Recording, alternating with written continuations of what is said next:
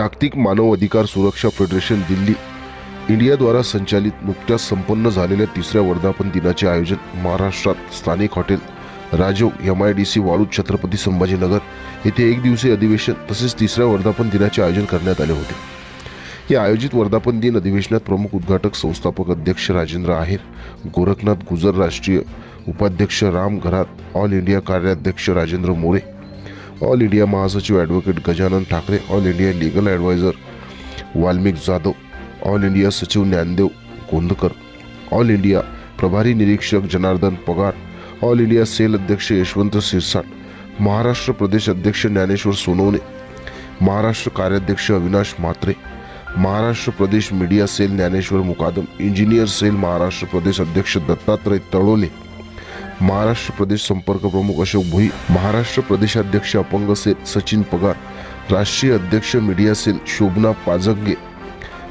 महाराष्ट्र वनिता पाठक, राष्ट्रीय महिला अध्यक्ष कामिनी पाटील, महाराष्ट्र उपाध्यक्ष मनोहर पाटील, महाराष्ट्र प्रदेश अध्यक्ष माजी सैनिक सेल सेजल कदम, महाराष्ट्र सचिव त्यामध्ये वाशिम जिल्ह्यात नवीन कार्यकारिणी संस्थापक अध्यक्ष श्री राजेंद्र आहेर सर यांच्या अध्यक्षतेखाली दिनांक 27 जुलै रोजी करण्यात आली।